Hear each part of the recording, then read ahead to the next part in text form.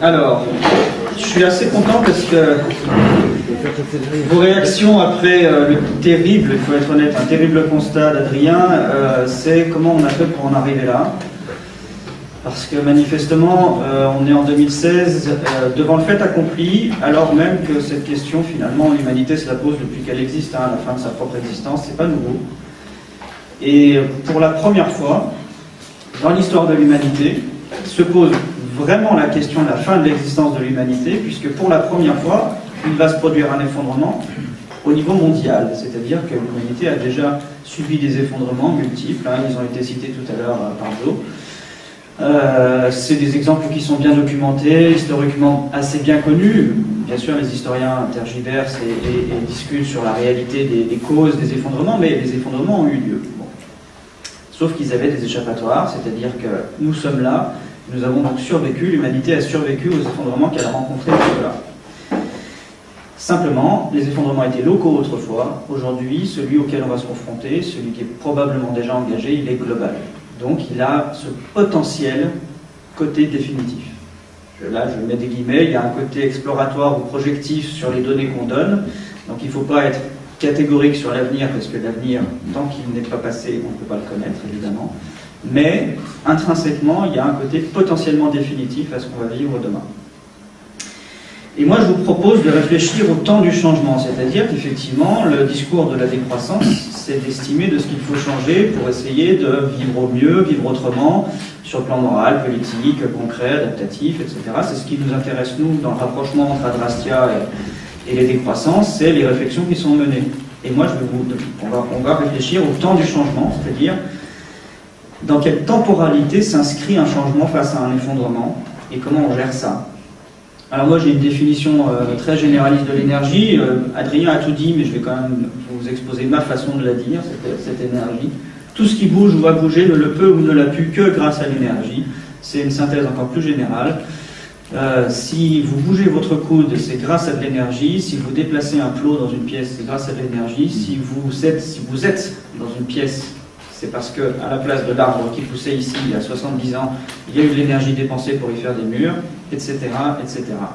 Ce que je veux préciser par rapport à l'énergie, c'est qu'en ce qui concerne l'activité humaine, puisque nous avons quitté la renouvelabilité de l'approvisionnement énergétique, qui est celle du solaire, c'est ce que disait monsieur tout à l'heure, c'est voilà, les animaux, les êtres vivants se sont adaptés sur 3,8 milliards d'années parce qu'ils n'ont jamais dépassé le seuil de renouvelabilité de cette énergie. Nous utilisons un stock. Et ça change tout, en fait. Ça change tout. C'est-à-dire que nous dérégulons l'approvisionnement naturel, énergétique par le soleil, la photosynthèse, etc.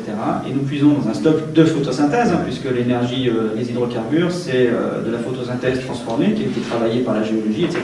Mais le fait que ça soit un stock, eh bien, ça nous condamne de toute façon à transformer nos sociétés à terme, nécessairement. Bien, alors, je vais me présenter brièvement quand même. Moi, j'ai un statut qui est plus ou moins utile de préciser, mais moi je suis un citoyen initialement formé à la psychologie clinique. J'ai fait des tas d'autres choses que de la psychologie clinique après.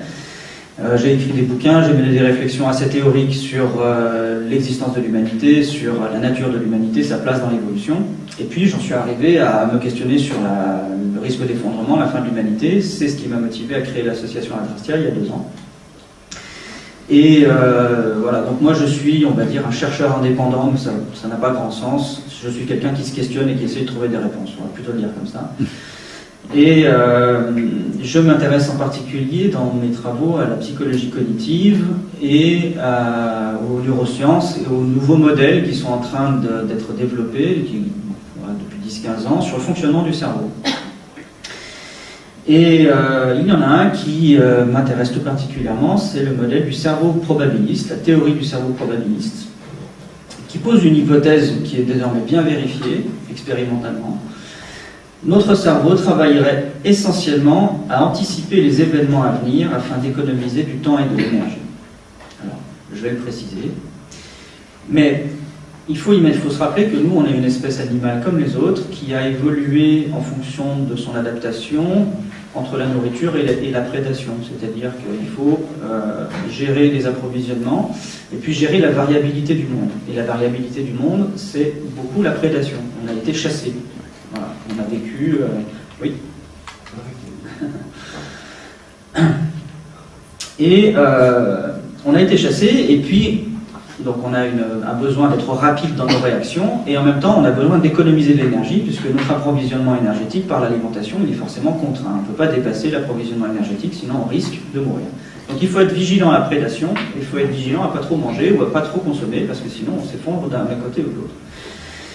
Eh bien, le cerveau probabiliste, il dit que, cette théorie dit que notre cerveau, en fait, plutôt que de capter l'information en temps réel, il le fait bien sûr, on capte l'information en temps réel dans le sens, mais il travaille essentiellement à anticiper sur l'avenir grâce aux informations qu'il a enregistrées du passé.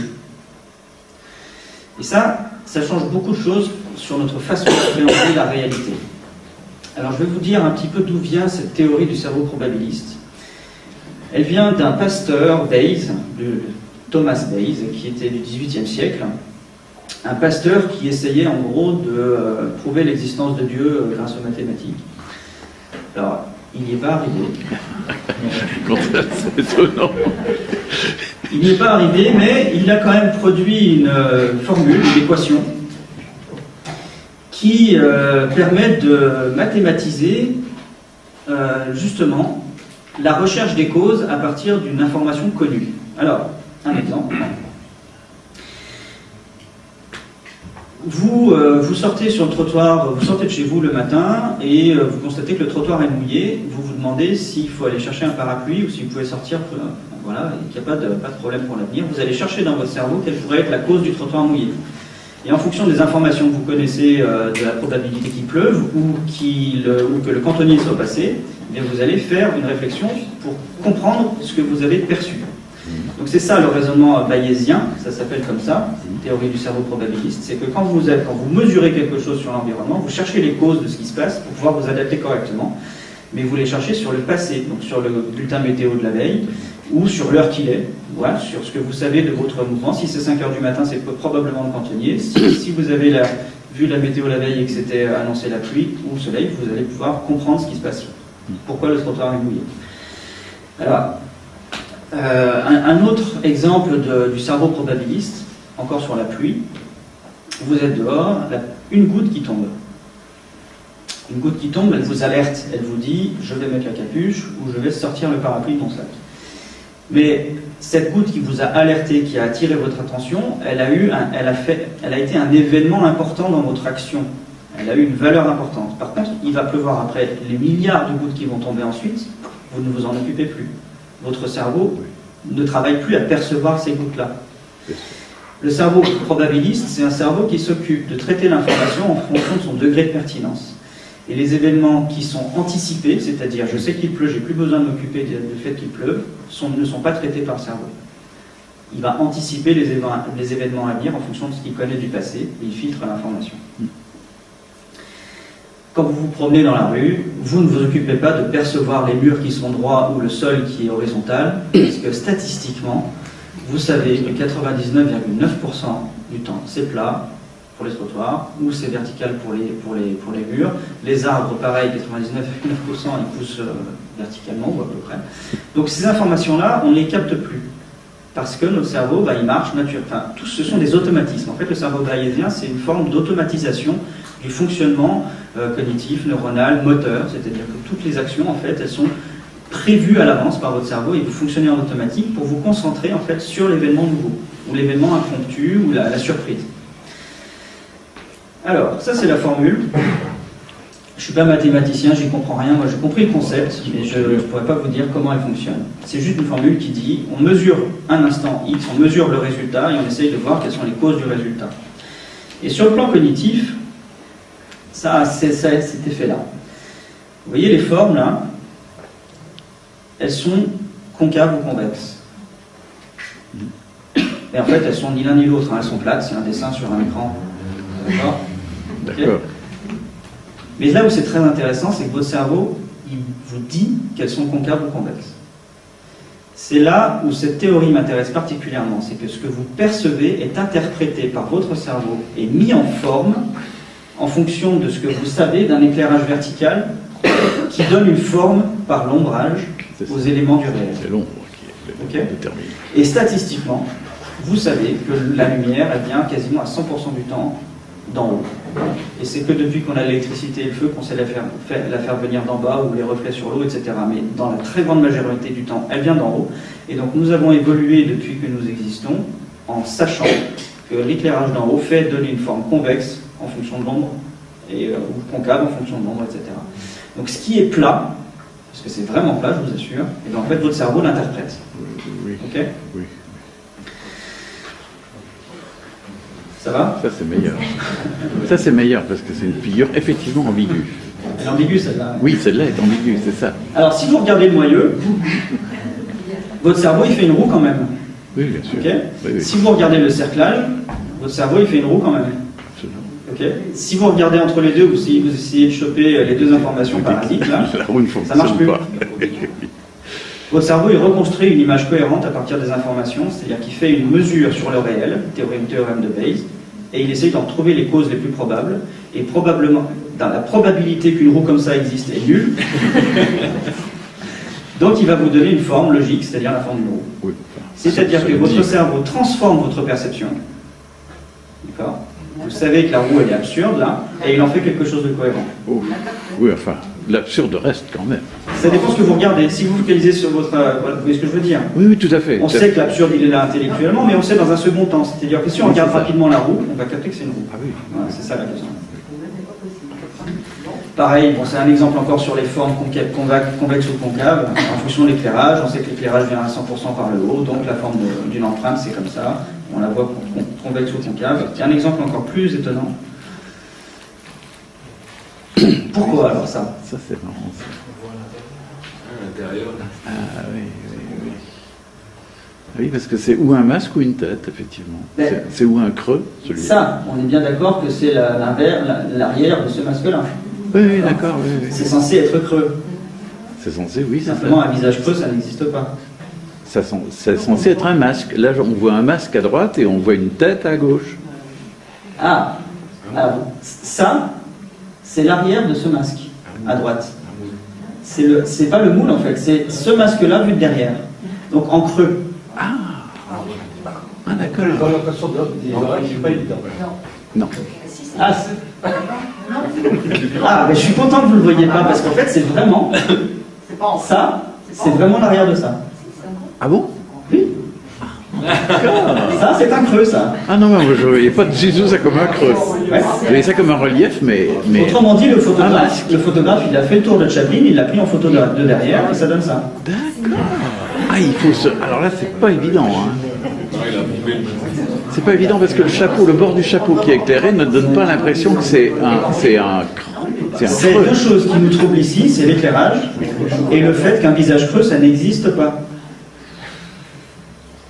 Donc notre cerveau, il fait la traduction la plus probable de ce que c'est un visage, clac. Alors cette illusion, j'ai qu'un seul exemple là, mais elle a été multipliée de plein de façons différentes. Et il y a même des objets en mouvement que vous pourrez trouver sur Internet. Ah oui. À partir d'un certain angle, on voit que c'est creux, et tac, ça change d'un dixième de Il y a millimètre, des tac, et figures. on voit le relief alors qu'il n'y a toujours pas de relief.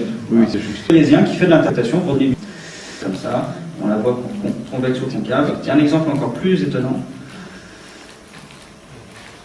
Pourquoi alors ça? Ça, c'est marrant, ça. L'intérieur. Ah oui, oui, oui. Oui, parce que c'est ou un masque ou une tête, effectivement. Mais- C'est ou un creux, celui-là. Ça, on est bien d'accord que c'est l'arrière de ce masque-là. Oui, oui, d'accord, oui, oui. C'est censé être creux. C'est censé, oui, c'est Simplement, ça. un visage creux, ça n'existe pas. C'est censé être un masque. Là, on voit un masque à droite et on voit une tête à gauche. Ah, alors, ça, c'est l'arrière de ce masque, à droite. C'est pas le moule, en fait, c'est ce masque-là vu de derrière. Donc en creux. Ah, d'accord. Dans l'impression de l'oreille, c'est pas évident. Non. Ah, mais je suis content que vous ne le voyez pas, parce qu'en fait, c'est vraiment ça, c'est vraiment l'arrière de ça. Ah bon? Oui. Ça, c'est un creux, ça. Ah non, mais je ne voyais pas du tout ça comme un creux. Ouais. Je voyais ça comme un relief, mais... Autrement dit, le photographe, il a fait le tour de Chaplin, il l'a pris en photo de derrière, et ça donne ça. D'accord. Ah, il faut se... Alors là, c'est pas évident. Hein. C'est pas évident parce que le chapeau, le bord du chapeau qui est éclairé ne donne pas l'impression que c'est un C'est deux choses qui nous troublent ici, c'est l'éclairage et le fait qu'un visage creux, ça n'existe pas. Donc notre cerveau, il fait la traduction la plus probable de ce que c'est un visage, clac. Alors cette illusion, j'ai qu'un seul exemple là, mais elle a été multipliée de plein de façons différentes. Et il y a même des objets en mouvement que vous pourrez trouver sur Internet. Ah oui. À partir d'un certain angle, on voit que c'est creux, et tac, oui. Ça change d'un dixième de millimètre, tac, et on voit le relief alors qu'il n'y a toujours pas de relief. Oui, c'est juste. Donc ça, c'est toujours le cerveau bayésien qui fait de l'interprétation pour donner du sens. En 2011, une équipe d'un laboratoire X a observé que des neurones envoyaient des décharges avant même la perception, juste parce que le cerveau était en train de prédire qu'il allait se passer quelque chose. C'est-à-dire que le cerveau bayésien, on le voit fonctionner. Avant même qu'on perçoive. C'est-à-dire que quand vous êtes dans un contexte X ou Y, par exemple, et ça marche aussi pour les langages, c'est-à-dire que vous allez dans un endroit où vous savez que le champ de discussion, ça va être restreint, par exemple, à la problématique de l'effondrement.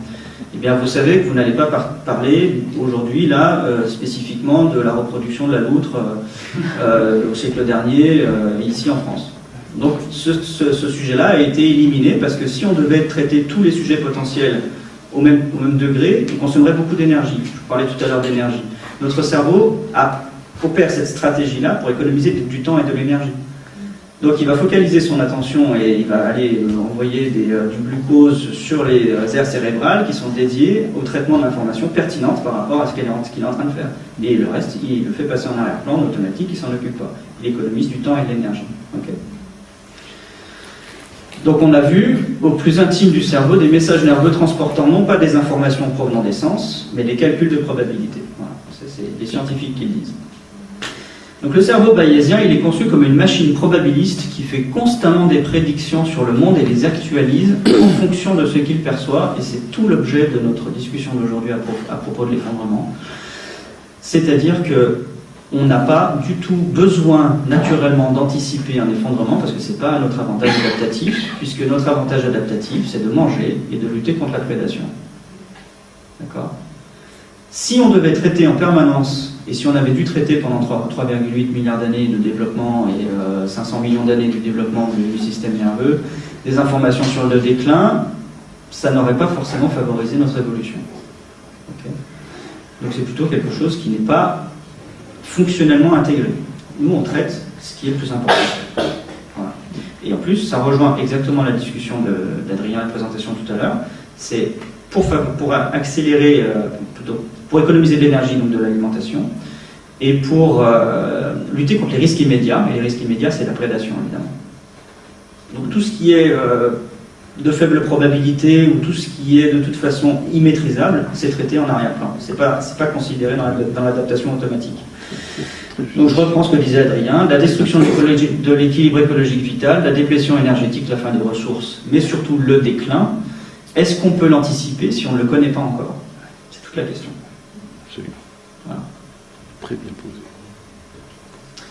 Alors un exemple cardinal de non-anticipation, hein, ça fait sourire Adrien, c'est-à-dire que stratégiquement il n'est tellement pas à l'avantage de nos sociétés d'anticiper le déclin qu'elle ne le fait pas du tout, et elle met plutôt en place des personnes qui ont pour mission de ne pas le faire, c'est-à-dire de ne pas anticiper le déclin.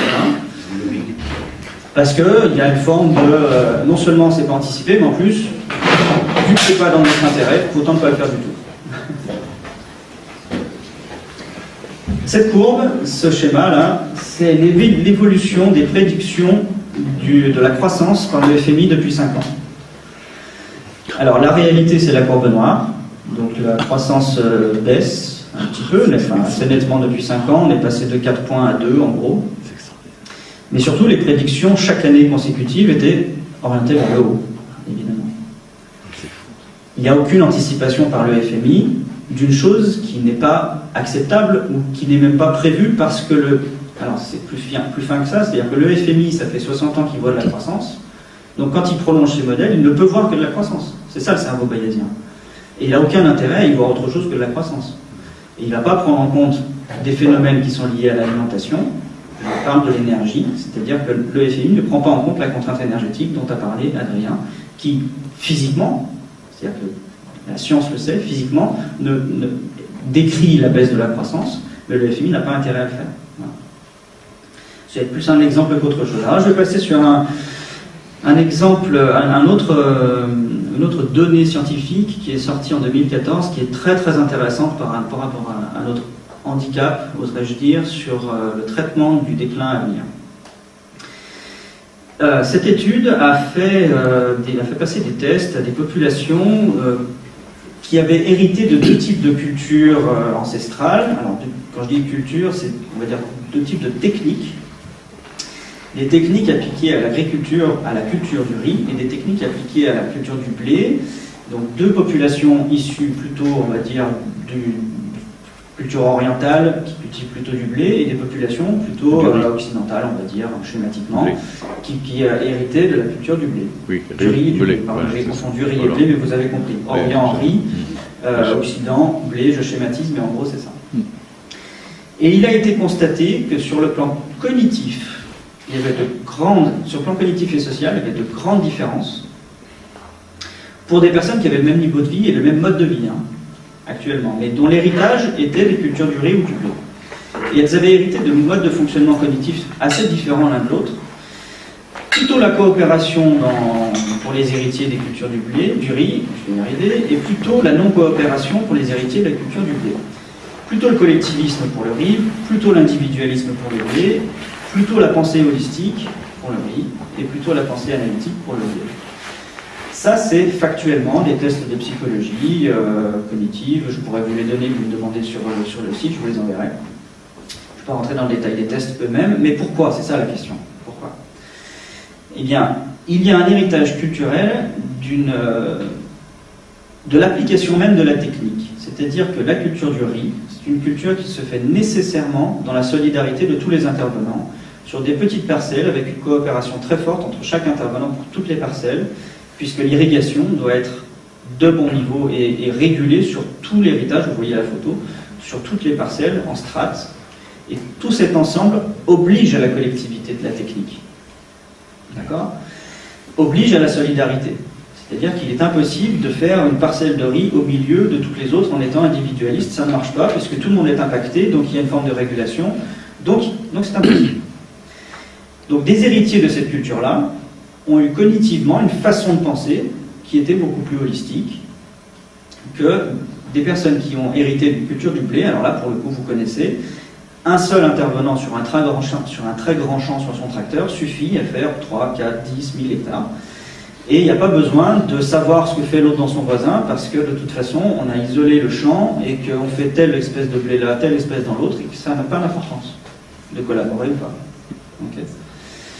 Ça, ces deux techniques qui ont un effet sur le mode de pensée, c'est pour moi un indice fort de ce que nos actions, c'est le titre du slide, c'est nos actions qui transforment notre façon de penser. Et puisque la question aujourd'hui c'est de savoir comment nous allons penser le déclin, la question que je pose moi, c'est nous sommes non seulement une culture plutôt du blé pour ce qui nous concerne, mais en plus nous sommes exactement une culture du pétrole. Qu'est-ce qu'a fait dans notre action sur l'environnement, qu'est-ce que le pétrole a fait dans notre action sur l'environnement? C'est qu'il nous a libérés considérablement. C'est-à-dire qu'aucun de nous ne travaille au champ quasiment, et nos esclaves sont très loin parce que les produits manufacturés en Chine, ils arrivent par le pétrole jusqu'ici, nous on n'a quasiment rien à faire. Enfin, on vit dans une société de luxe, et on a développé ce paradigme de la liberté, traduit en libéralisme quand on parle d'une doctrine, mais c'est quelque chose qui, pour moi, trouve son origine dans la libération factuelle grâce aux énergies, grâce à l'approvisionnement énergétique dont vous avez vu le schéma, qui a augmenté de façon exponentielle depuis 100 ou 150 ans. Il y a une corrélation pour moi, il faudra travailler la causalité, mais il y a une corrélation pour moi entre la libération factuelle de nos actions et la construction collective d'une culture de la liberté. Okay, qu'on peut retrouver dans d'autres civilisations, qui d'ailleurs se sont effondrées, qui ont développé par exemple la démocratie, je ne vais pas rentrer dans le détail, mais qui ont développé aussi cet idéal de liberté, en tout cas pour une classe privilégiée, mais qui étaient aussi affranchis des contraintes de l'action. C'est ça le point commun. Absolument. Ok. Absolument. Donc, notre esprit est façonné par notre action. Potentiellement, le fait que nous ayons été affranchis de l'action elle-même depuis 150 ans est un handicap pour envisager l'adaptation qui va nous obliger à revenir à la culture. Absolument. Ça fait partie des défenses qu'on a pu se poser pour ne pas voir les données qu'Adrien a exposées tout à l'heure. On a d'autant moins envie de les voir qu'on se sait potentiellement, non seulement pas défendre le paradigme, on se sait défendre le paradigme de la liberté, mais on sait qu'on va avoir du mal à le quitter. Okay. Donc nous vivons dans la culture de l'énergie et de la liberté. C'est bien l'énergie qui nous a permis de démultiplier notre capacité à transformer le monde pour l'intérêt de notre adaptation. La question c'est, nos schémas de pensée vont-ils évoluer à temps, suffisamment rapidement, lors de la réduction des approvisionnements? C'est une vraie question, elle est ouverte. L'intérêt de ces conférences-là, c'est justement pour qu'on commence à réfléchir à cette question-là. C'est-à-dire qu'il faut changer nos pratiques, c'est une chose, mais nos modèles de pensée. Et comment réadopter un modèle plus collectiviste alors qu'on en a perdu les codes, quoi. On ne sait plus faire. Alors, on est dans le temps du changement. Toujours ça la question que je pose, la problématique que je pose. Et Adrien a parlé du changement climatique. Le changement climatique, il est aussi soumis à ce qu'on appelle des boucles de rétroaction positive. Est-ce que vous savez ce que c'est? Pas du tout. Non. Alors, une boucle de rétroaction, c'est un feedback. C'est quelque chose. Alors, c'est un effet sur le monde qui entraîne un autre effet qui vient renforcer le premier effet. D'accord? Alors, il y a plein d'exemples. Les boucles de rétroaction positive sur le climat, il y en a pas mal, j'en ai pris quelques-unes. Par exemple, il fait plus chaud à cause du réchauffement climatique. La chaleur et la sécheresse, donc on constate déjà, eh bien ça a pour effet de diminuer la capacité d'absorption de CO2 par les végétaux. D'accord? Ce qui, du coup, augmente le taux de CO2 dans l'atmosphère. Mécaniquement, puisque les végétaux en absorbent moins. Du coup, ça vient participer au réchauffement. Alors, quand on dit boucle de rétroaction positive, c'est pas parce que c'est bien. Oui, c'est ça. D'accord? C'est pour ça que c'était. C'est parce qu'elle va dans le sens du renforcement. D'accord. Donc, c'est négatif dans son effet, mais le terme, c'est boucle de rétroaction positive, parce qu'à chaque itération, à chaque fois, ça vient renforcer le premier phénomène, qui est, en l'occurrence, le réchauffement climatique. En termes de tous les jours, c'est ce qu'on appelle un cercle vicieux. C'est un cercle vicieux, exactement. L'autre façon de le dire, c'est le cercle vicieux. Voilà. L'albédo, le réchauffement climatique provoque la fonte des glaces et des manteaux neigeux. Jusque-là, je ne vous surprends pas. Simplement, quand le sol ou les océans se dégagent de glace, eh bien, la chaleur réémise par les sols est beaucoup plus forte, et en plus en infrarouge. Et ce sont les infrarouges qui créent le réchauffement climatique. Donc la glace fond, le sol réémet plus d'infrarouge, donc renforce le réchauffement climatique. Okay. Le méthane.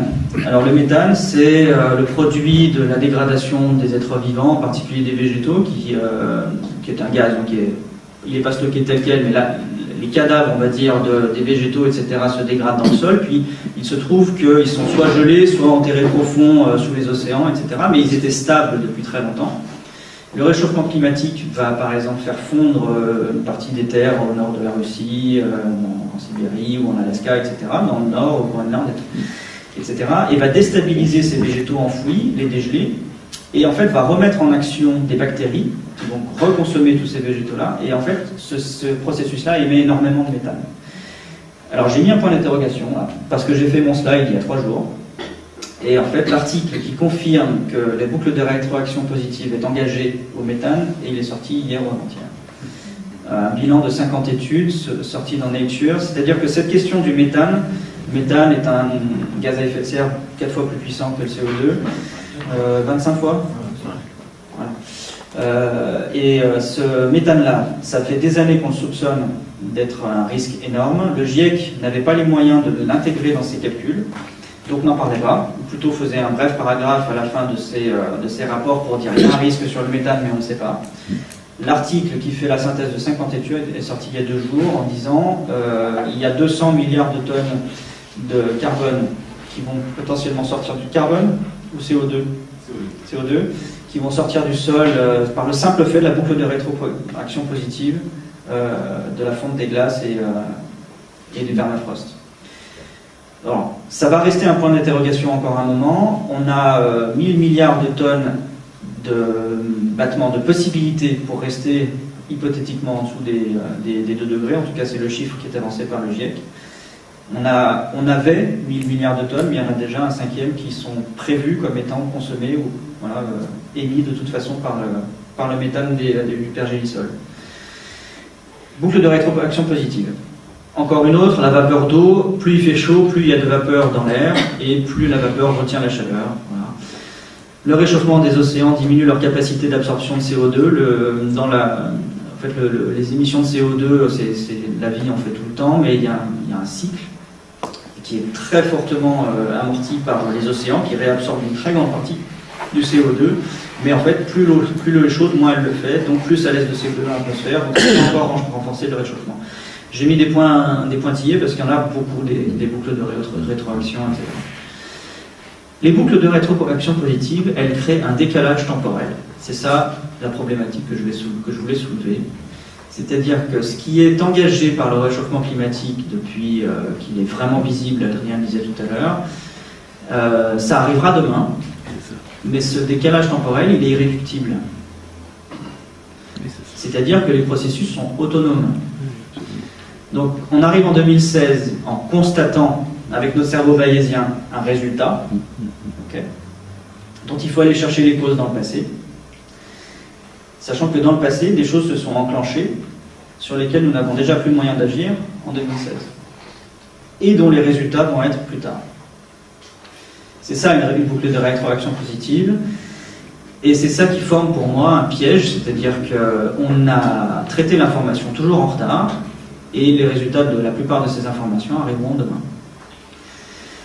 Voilà. D'autant plus que les boucles de rétroaction positive, elles ont cette fâcheuse qualité d'être extrêmement difficiles, voire impossibles à modéliser, et donc d'en connaître l'ampleur, les résultats, etc. C'est pour ça que le GIEC ne les a pas intégrés, parce qu'il est incapable de savoir exactement ce que ça va donner. Malheureusement, il faut craindre que ce soit des données encore plus négatives qui s'ajoutent à ce que le GIEC dit déjà. Et une information qui me tient à cœur, c'est que tout ça, ça s'inscrit dans un processus autant long.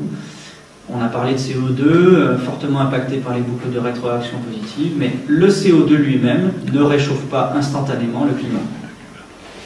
Ça ne peut pas fonctionner comme ça. Je suis assez content du travail qu'on a fourni avec Adrastia depuis 2 ans dans le diagnostic, dans l'analyse des données, puisque ça c'est quelque chose qu'on a sorti des modèles du GIEC et d'autres documents scientifiques. L'inertie climatique, c'est pas quelque chose dont les climatologues ont beaucoup parlé, et pour cause. C'est quelque chose qui handicape beaucoup le travail de lutte contre le climat, puisque... Alors, je vais donner les chiffres. Une molécule de CO2 qui part aujourd'hui dans l'atmosphère, elle va commencer immédiatement à réchauffer l'atmosphère, mais cette atmosphère va réagir sur un temps qui prend 40 ans, en moyenne 40 ans, plus ou moins 15 ans en fonction des études. Donc, aujourd'hui, il fait entre 1 et 1,2 degrés de plus en moyenne mondiale dans l'atmosphère. Simplement, c'est le résultat en chaleur de l'accumulation de CO2, en gros, des années 70. Okay. Aujourd'hui, on est à 400 parties par million de CO2 dans l'atmosphère. Le résultat, donc aujourd'hui, les 400 parties par million, elles ont déjà commencé à réchauffer l'atmosphère, mais la totalité du réchauffement n'aura lieu que dans 40 ans. Oui, voilà. C'est évident. Donc ce que nous mesurons aujourd'hui, c'est-à-dire un premier degré de réchauffement, en fait c'était dû à ce qui était émis par nos parents, par mes parents, et moi j'étais pas né d'ailleurs, et ce qu'on émet aujourd'hui, ça impactera de façon irrémédiable et certaine nos enfants. Donc émotionnellement, on est inquiet par ce qui se passe aujourd'hui, alors que ça date d'hier, et factuellement dans notre adaptation, ce qu'on change, c'est pendant 40 ans. Donc le décalage émotionnel et concret, il est de 80 ans. D'accord. Ce qui est... Une explication voilà, évidente. Les mots me manquent en fait pour expliquer à quel point on est en décalage par rapport à la réalité. Voilà. Moi, j'en veux pas au GIEC ou j'en veux pas aux climatologues de ne pas avoir parlé de ça, parce que je comprends que ça ait pu effrayer ou démobiliser, etc. Mais par contre, moi, c'est pas ma politique. C'est-à-dire que je préfère qu'on sache les choses, d'autant plus que ça c'est archi certain. Depuis que j'ai sorti l'information il y a 2 ans, quasiment 2 ans, elle a été reprise dans les grands médias. Ceux qui osent parler de réchauffement climatique. Donc voilà, moi j'ai demandé à des climatologues, Valérie Masson-Delmotte, en plein collège de France, j'ai posé cette question, la réponse est positive. Alors je vous ai parlé de la chaleur, c'est-à-dire qu'une molécule de CO2 elle met 40 ans à réchauffer l'atmosphère, mais la chaleur elle-même elle a des effets systémiques sur la régulation des flux atmosphériques et océaniques. Cet impact à long terme, il s'étend sur des centaines ou des milliers d'années, donc c'est encore autre chose. Okay. Donc là, il y a des études qui disent que potentiellement, on a aujourd'hui déjà, quasiment de façon certaine, empêché la prochaine glaciation qui devait avoir lieu dans plusieurs milliers d'années. Parce qu'il y a des cycles naturels, etc. Mais ça, c'est encore autre chose. C'est-à-dire que moi, je ne parle de 40 ans que pour la chaleur. Après, toute l'adaptabilité en termes de flux sur la Terre, ça prend des centaines ou des milliers d'années.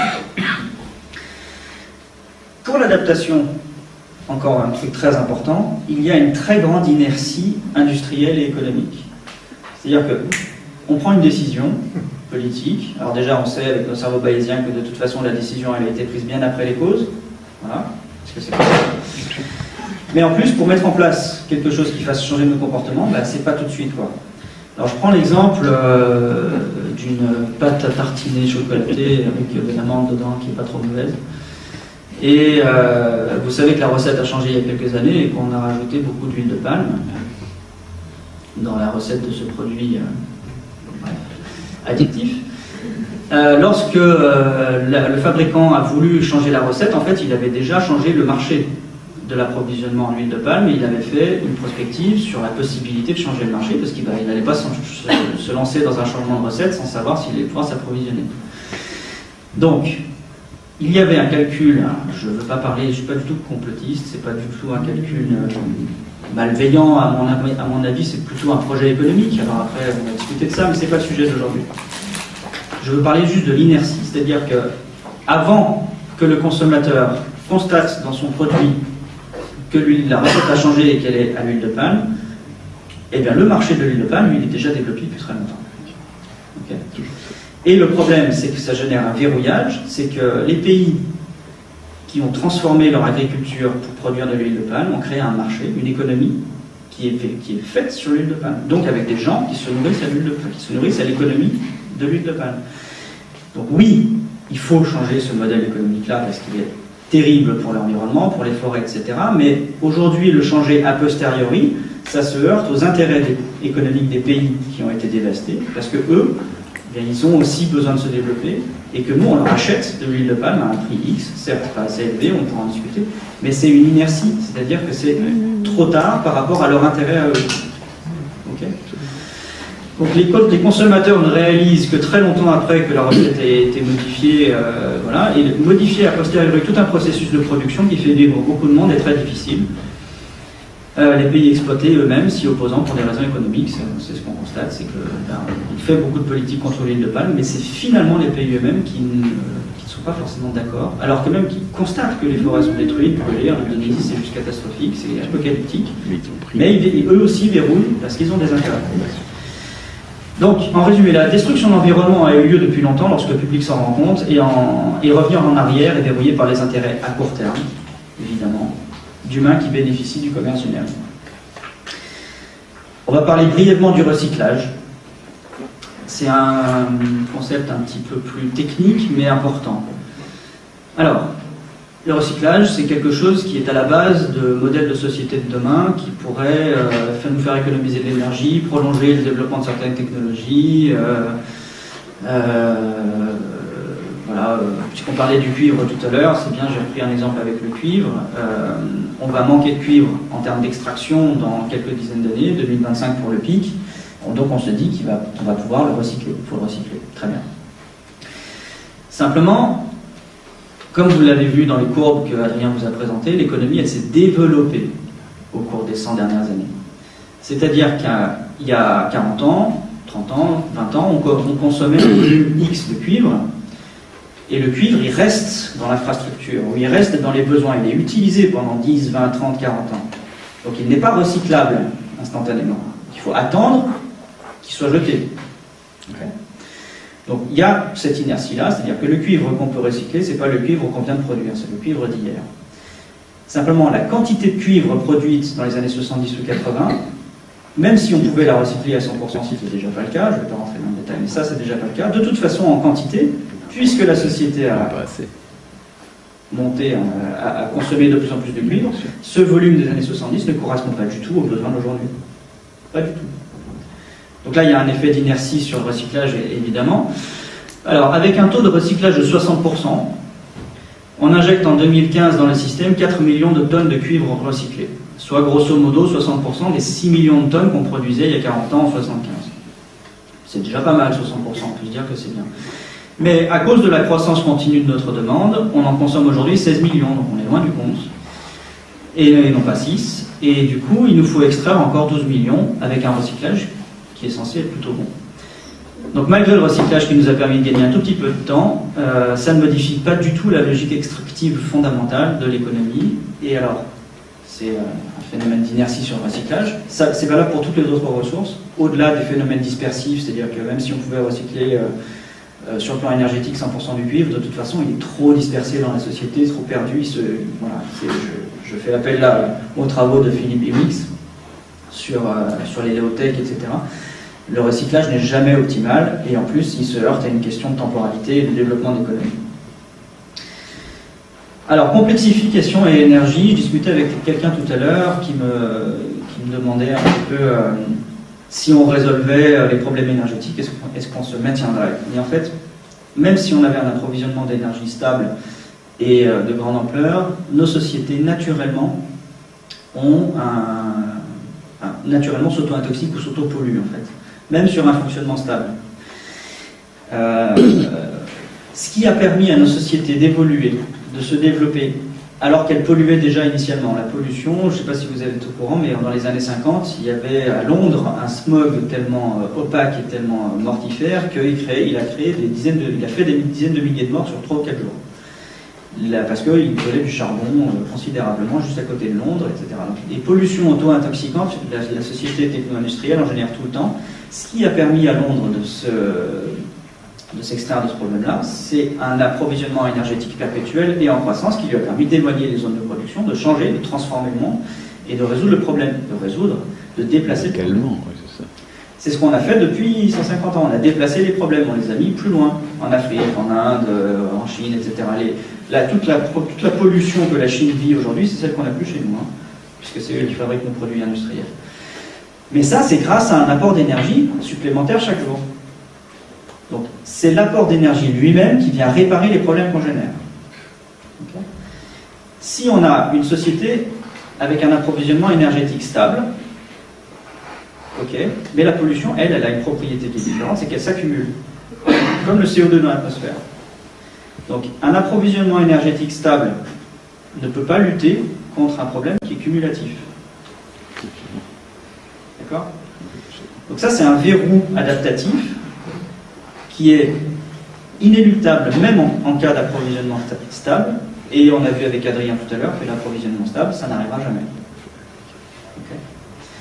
Donc en soi, même avec un approvisionnement stable, l'auto-intoxication des sociétés est inéluctable. Okay. Est-ce que je lis la phrase? Un apport d'énergie en augmentation constante permet de développer l'économie et de réparer ou de compenser les problèmes qu'elle génère. Alors la pollution, par exemple, un autre exemple, ça génère des problèmes de malformation avec les perturbateurs endocriniens, par exemple, transforment déjà les organes sexuels de nos descendants. Ça, il y a un article récent qui vient montrer comment il y a une espèce d'omerta techno-industrielle et politique sur ce problème des perturbateurs endocriniens.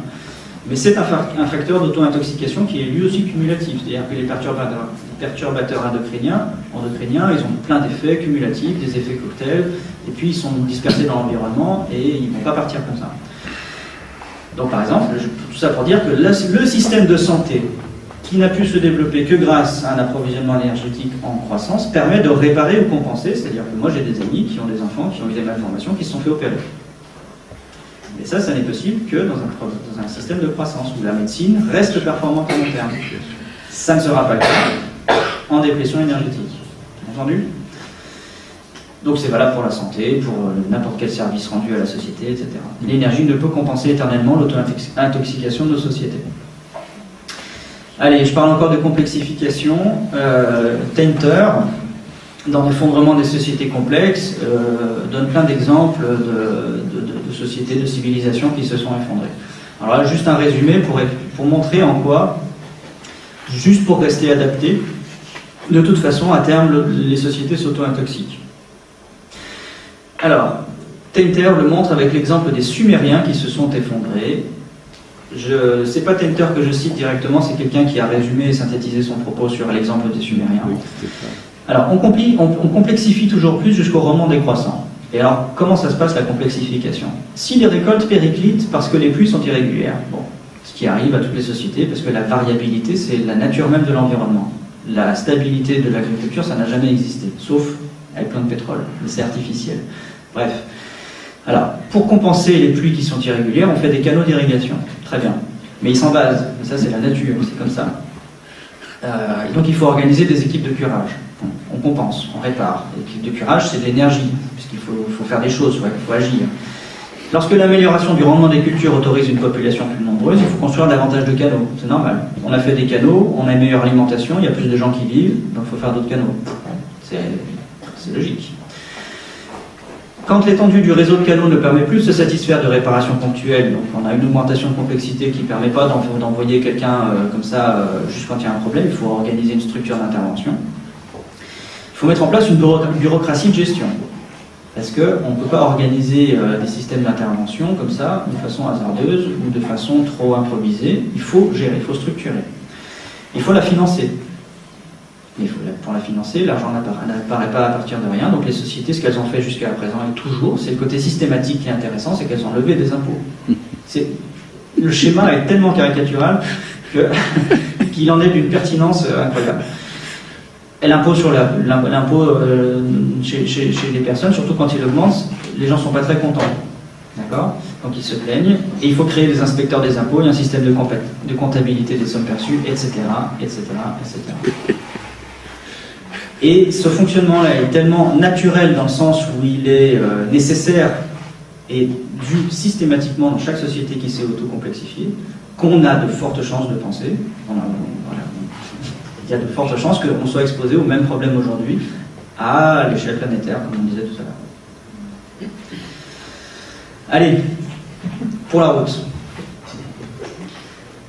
Lewis Carroll, il a écrit un deuxième volet à Alice au Pays des Merveilles, qui s'appelle Au-delà du miroir, ou derrière le miroir, je ne l'ai plus. C'est ça, au-delà du miroir. De l'autre côté du miroir. C'est la traduction. Et dans ce livre, à un moment donné, Alice court à côté de la Reine Rouge. Et elle est très surprise de voir que le paysage ne bouge pas. Elles courent toutes les deux et il ne se passe rien, ça ne bouge pas. Ben, la Reine Rouge, elle répond mais Alice, il faut courir pour rester sur place. Voilà. Bien, alors, Lee Van Valen, qui est un biologiste, a repris cette image de Lewis Carroll pour créer un concept de biologie qui explique comment les biotopes et les êtres vivants, les organismes, se complexifient et évoluent en fait les uns par rapport aux autres, sans tirer forcément d'intérêt adaptatif. Alors, ça paraît bizarre comme ça, mais l'exemple du guépard et de la gazelle est schématique, mais vous allez très vite comprendre. Le guépard et la gazelle, historiquement, ils n'ont pas couru aussi vite. Toujours. Enfin, je veux dire, les premières gazelles et les premiers guépards, ils n'ont pas toujours couru aussi vite qu'aujourd'hui. Ah oui, d'accord. Mais voilà. Donc il y a un rapport de proie-prédation. Le guépard se nourrit de la gazelle, et la gazelle, sa population est régulée par le guépard. Oui, il y a un effet de régulation par la masse et le groupe, etc. Mais ce qui est intéressant, c'est que pour fuir le guépard, la gazelle s'est mise à courir chaque fois plus vite. Donc le guépard, pour ne pas mourir de faim, il a appris au fil des générations, il a transmis la capacité à courir un petit peu plus vite. Donc la gazelle, elle a fait pareil de son côté, en se reproduisant et en sélectionnant la capacité à courir plus vite. Donc le guépard a fait la même chose. Mais ce qui est intéressant, c'est que ni le guépard ni la gazelle ne se sont développés en termes de proportion, ou en termes de qualité adaptative, ou, etc. Ils ont juste développé une fonction sans forcément changer la masse de population de l'un et de l'autre, à terme. Donc ils sont restés sur place en termes d'évolution, comment dire, ils sont toujours des guépards et des gazelles, ils ont juste couru plus vite, ça n'a rien changé. C'est schématique, mais c'est comme ça que les biotopes et les organismes évoluent vers la complexité, parce qu'ils sont en rivalité et qu'ils travaillent tous ensemble à consommer plus d'énergie en fait. Oui, absolument. Mais ça ne change rien. Un autre exemple, chez les dinosaures, ils étaient tous tout petits au départ, forcément, puisqu'on vient tous de bactéries. Et puis les dinosaures qui mangeaient des végétaux, ils étaient mangés par les carnivores. Okay, puis ils étaient petits, puis voilà, naturellement, plus ils sont gros, plus c'est difficile pour le carnivore de les manger. Parce que c'est une défense intrinsèque que d'être plus gros. Donc ils ont grossi, manger plus de végétaux. Mais du coup, les carnivores, pour continuer à pouvoir les manger, ils ont essayé de chercher plus et ils sont devenus plus gros. Et en fait, tout le monde est devenu plus gros, mais ça n'a rien changé. Il y a toujours eu autant de prédateurs carnivores que de prédatés qui mangeaient des végétaux. Donc c'est ça le syndrome de la reine rouge. Et nos sociétés sont potentiellement soumises à ce syndrome. C'est-à-dire qu'on ne tire pas un avantage, par exemple, en termes de bonheur ou de qualité de vie ou de satisfaction. Par contre, on est obligé de faire progresser nos industries, nos économies, parce qu'il y a quelqu'un qui pourrait nous prendre la place ou qui pourrait, dans la compétition, venir se substituer à nos conforts, etc. Donc ce n'est pas une nécessité qu'on a de progresser ou de complexifier nos sociétés, c'est pas une nécessité, mais la compétition pour l'existence, le simple fait qu'on doit se défendre, l'exemple militaire est typique. J'y pensais. Il n'y a pas besoin de développer de l'hypertechnologie pour être performant dans la défense. Il suffit de 2 bataillons qui se tapent l'un sur l'autre, c'est le plus nombreux qui gagnent. Oui, mais s'il y a un bataillon qui a un couteau plus performant, ou l'autre est obligé. Ou s'il y a une armure qui est plus performante d'un côté, l'autre est obligé, etc., etc. Et on en arrive aujourd'hui à une auto-intoxication intrinsèque de l'armée, enfin de la défense dans les pays, avec un exemple cardinal qui est le F-35. Je ne sais pas si vous en avez entendu parler. Le F-35, c'est un avion militaire américain qui est développé depuis une trentaine d'années, qui vole depuis 20 ans, qui a coûté une somme folle, qui est censé être le plus performant de tous les avions. C'est celui qui développe la plus haute technologie de très loin, et en fait, il est moins performant que le vieux Rafale français. Le meilleur avion américain est tellement complexe qu'il est moins performant que le Rafale français, parce qu'il est auto-intoxiqué par sa complexité. Par exemple, c'est un avion furtif, et pour sortir ses armes, et qui sont intégrées donc au fuselage pour que l'avion reste furtif, il faut qu'il sorte les armes. Donc, ça crée, et le fait que ça sorte du fuselage, ça crée une traînée aérodynamique que le système intégré de pilotage n'arrive pas à gérer. Parce que le système intégré de pilotage, malgré tout le développement de l'intelligence numérique, n'arrive pas à calculer les traînées. Donc le pilote n'arrive pas à piloter son avion avec les armes sorties. Ce qui est juste absurde. Voilà. Et je pourrais vérifier, j'ai encore lu ça, parce que je suis cette affaire depuis longtemps, j'ai encore lu ça dans Sciences et Vie de ce mois. C'est-à-dire que c'est un exemple vraiment majeur d'auto-intoxication à cause du syndrome de la reine rouge. Voilà. Allez, aux gens, suivez-moi. Bon, je ne vais pas tarder à conclure. Donc, le temps du changement, c'est ce dont je voulais vous parler aujourd'hui. C'est-à-dire qu'il faut qu'on change, nos sociétés vont muter nécessairement, mais on n'est pas prêt, clairement.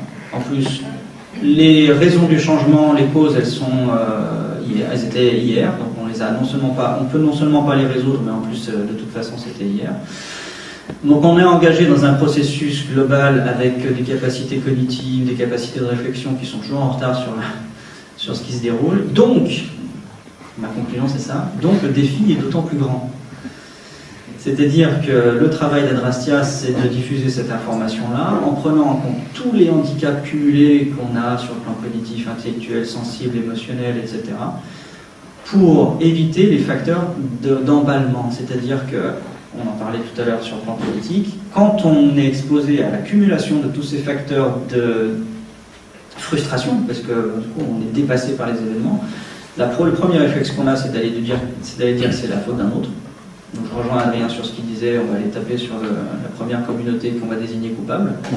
Mais ensuite, une fois qu'on se sera débarrassé de ces schémas de pensée réactionnaires, extrême droitistes et archaïques, on va être clair, il va falloir construire autre chose et construire ce que j'appelle moi un déclin, c'est-à-dire il va falloir intégrer tous ces facteurs d'incapacité, incapacitants, pour développer une réflexion vraiment efficiente et une action efficiente.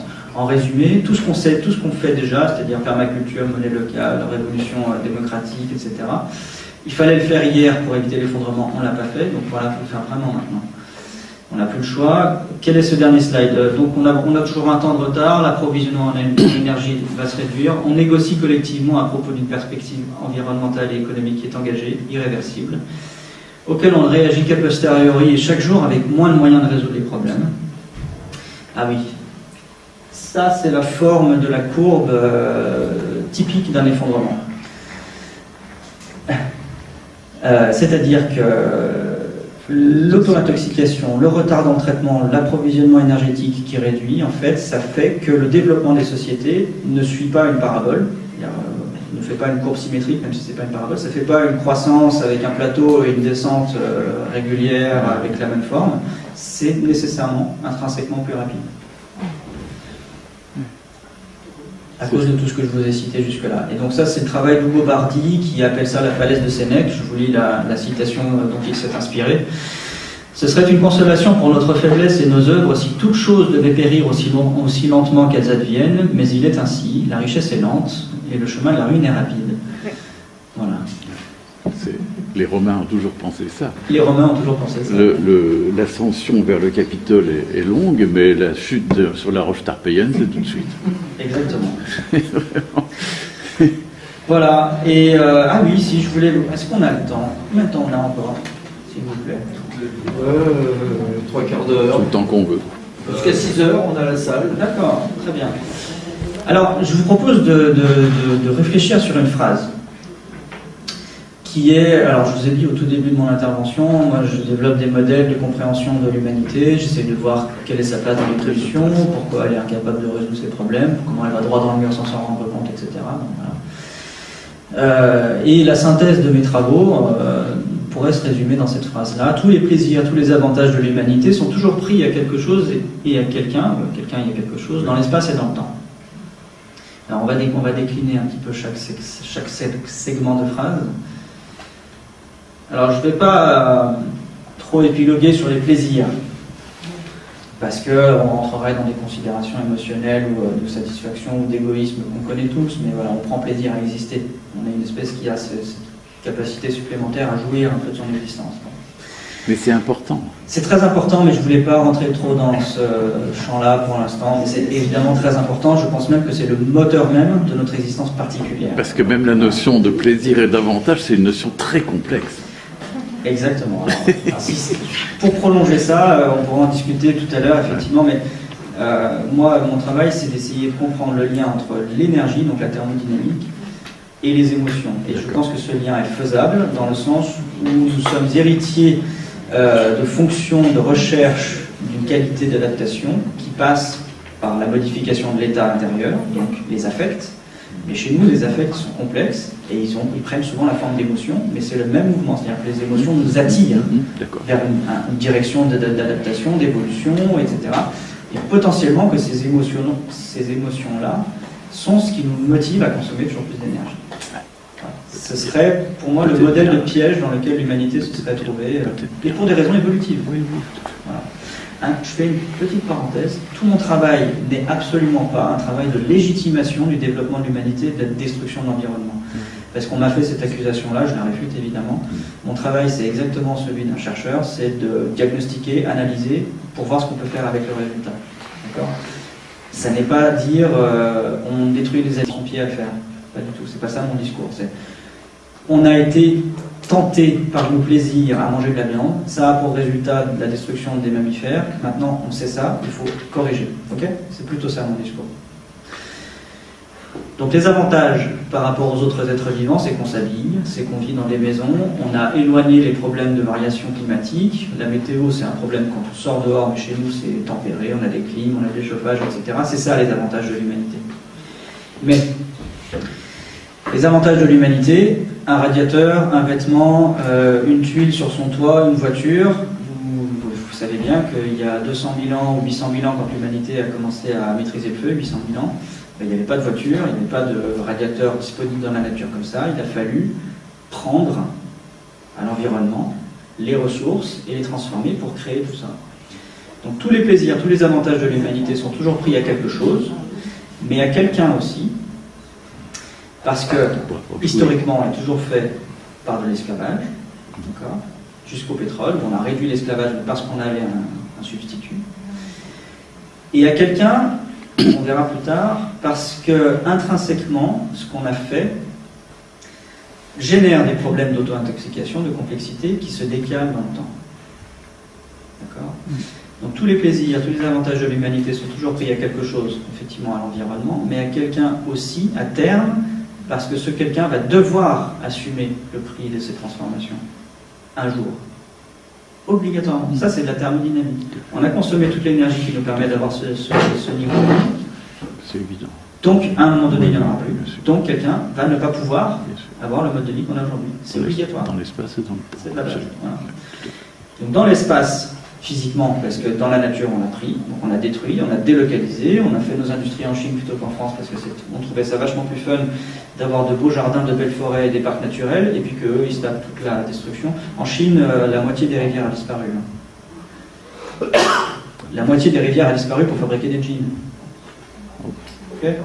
Un autre chiffre, deux autres chiffres. Parce que j'ai un peu La mer d'Aral. La mer d'Aral, pour le coton, c'est ça, hein? Ah oui, Bien sûr. c'est un désert. Exactement.